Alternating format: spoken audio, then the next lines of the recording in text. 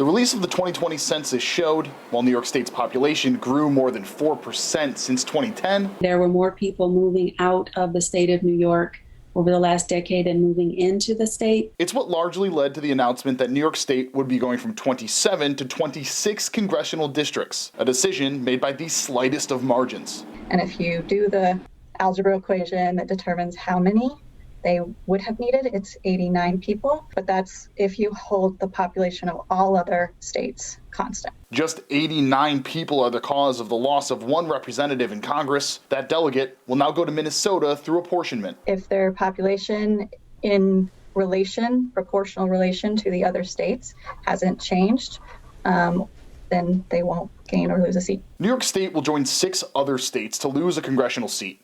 According to SHAWN DONAHUE, assistant professor of political science at UB, the district that is removed will be done based on population. We'll have to find out where the population failed to increase or declined, which presumably would be upstate versus New York City. According to Donahue, the loss of only one congressional seat won't change a lot, as projections had New York losing at least 2 seats from the census. We'll not lose as much influence as we might have lost had we lost the 2 seats. It's now up to the state government to decide exactly what to do with the congressional map. They have to make that decision by sometime close to September. After that, the first session for the new Congress will be January of 2023.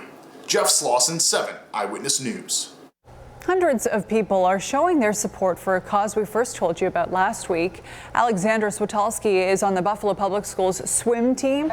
She says the Buffalo Public School District has pushed back the start of the swim season 3 times, even while other high school high-risk sports are allowed to continue. She's trying to put pressure on the school district to let her and her fellow swimmers back in the pool. Our team is a family. And, there's no reason with swimming, it's such a low-risk sport, and there's absolutely no reason as to why we shouldn't have a season this year. More than 650 people have signed an online petition in support of the students. An email from a school board member says the district's swim program does not align with other Section 6 schools. Slow Roll Buffalo will be back in a week. The weekly bicycle ride returns to the streets after it went virtual last year. Slow Roll aims to connect different parts of the community together. This year's event will kick off next Monday at Big Ditch Brewery and continue every Monday through the summer.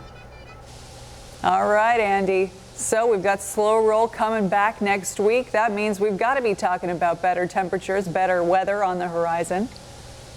Yeah, today would have been a good day for a slow roll. You just got to have that long sleeve, protective shirt on. Mother Nature did the rest. That late April sun